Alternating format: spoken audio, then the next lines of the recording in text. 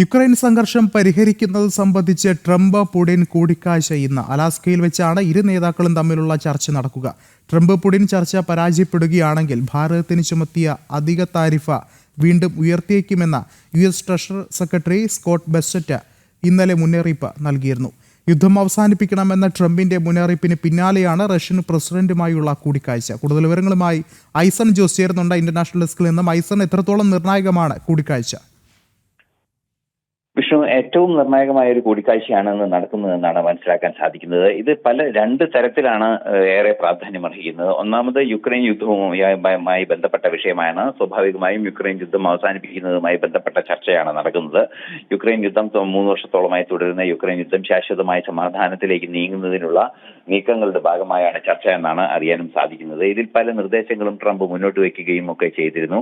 അത്തരത്തിലുള്ള കാര്യങ്ങളിലായിരിക്കും ഇന്ന് ചർച്ച നടക്കുക എന്നാണ് മനസ്സിലാക്കാൻ സാധിക്കുന്നത്. സ്വാഭാവികമായും ഈ രണ്ട് രാജ്യങ്ങളും തമ്മിലുള്ള ചർച്ച നടക്കുന്നത് സെലൻസ്കിയുടെ, അതായത് യുക്രൈൻ പ്രസിഡന്റിന്റെ സാന്നിധ്യമില്ലാതെയാണ് എന്ന ഒരു വിഷയവും കൂടി നിലനിൽക്കുന്നുണ്ട്. പക്ഷേ അത് പരിഹരിക്കപ്പെടും, അത് പരസ്പര ചർച്ചകളിലൂടെ ഒരു ശാശ്വത സമാധാനത്തിലേക്ക് നീങ്ങുമെന്ന നിലപാടാണ് ട്രംപ് അറിയിച്ചിരിക്കുന്നത്. മറ്റൊരു സുപ്രധാന ഘടകം എടുത്തു പറയേണ്ടത് ഭാരതത്തെ സംബന്ധിച്ചിടത്തോളം ഭാരതത്തിന് സെപ്റ്റംബർ 17 മുതൽ അധിക താരിഫ് നടപ്പാക്കാൻ പോവുകയാണ്. അതായത് നിലവിലുള്ള 25% താരിഫിന് പുറമെ വീണ്ടും ഒരു 25% കൂടി താരിഫ് ചുമത്തിയിരുന്നു. റഷ്യയിൽ നിന്ന് എണ്ണ വാങ്ങുന്നത് നിർത്തിവെക്കുന്നത് സംബന്ധിച്ച ഒരു തർക്കത്തിന്റെ അടിസ്ഥാനത്തിലാണ് ഈ അധിക താരിഫ് ചുമത്തുകയും ചെയ്തത്. അധിക താരിഫ് ചുമത്തിയ നടപടി ഇനിയും താരിഫ് തുക ഉയർത്താൻ, അല്ലെങ്കിൽ താരിഫിന്റെ ശതമാനം ഉയർത്താനുള്ള സാധ്യത ഉണ്ട്. അത് ഏതെങ്കിലും തരത്തിൽ റഷ്യയുമായുള്ള ചർച്ചകൾ, അമേരിക്കയുടെ ചർച്ചകൾ യുക്രൈൻ യുദ്ധത്തിന് വിഷയത്തിൽ സമാധാനപരമായ പരിഹാരത്തിനുള്ള വഴിയില്ല എന്ന സാഹചര്യം ഉണ്ടാവുകയാണെങ്കിൽ വീണ്ടും ഈ സെക്കൻഡറി താരിഫ് ഉയർത്തുമെന്നൊരു സൂചനയുമുണ്ട്. അത്തരത്തിലുള്ള വിഷയങ്ങൾ ഇന്നലെ തന്നെ സ്കോട്ട് ബെസറ്റ് അറിയിക്കുകയും ചെയ്തിരുന്നു, US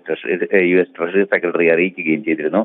ഈ സാഹചര്യങ്ങളെല്ലാം തന്നെ ചേർത്ത് ുമ്പോൾ ഭാരതത്തിന് നേരിട്ടും അതുപോലെ തന്നെ യുക്രൈൻ യുദ്ധത്തിന്റെ ആ സംഘർഷ പശ്ചാത്തലത്തിലും ഇടപെടലിനുള്ള സാധ്യത തീർച്ചയായും സ്വാഗതം ചെയ്യപ്പെടേണ്ട ഒരു സാഹചര്യമുണ്ട്. ആ ഒരു പശ്ചാത്തലം കൂടി നിലവിലുണ്ട് എന്നതാണ് യാഥാർത്ഥ്യം. മാത്രമല്ല, മറ്റൊരു സുപ്രധാന വിഷയം എടുത്തു പറയേണ്ടത് റഷ്യൻ പ്രസിഡന്റ്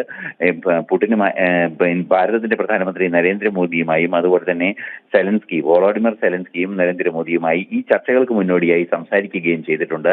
നിലവിലെ സാഹചര്യത്തിൽ ചർച്ചകൾ പ്രതീക്ഷ നൽകുന്നത് എന്നാണ് അറിയിക്കുന്നതെങ്കിലും ഒരു സാധ്യത, ചർച്ചകൾ അലസാനുള്ള സാധ്യത തള്ളിക്കളയാനാവില്ല എന്ന സൂചനകളും അന്താരാഷ്ട്ര മാധ്യമങ്ങൾ റിപ്പോർട്ട് ചെയ്യുന്നുണ്ട്.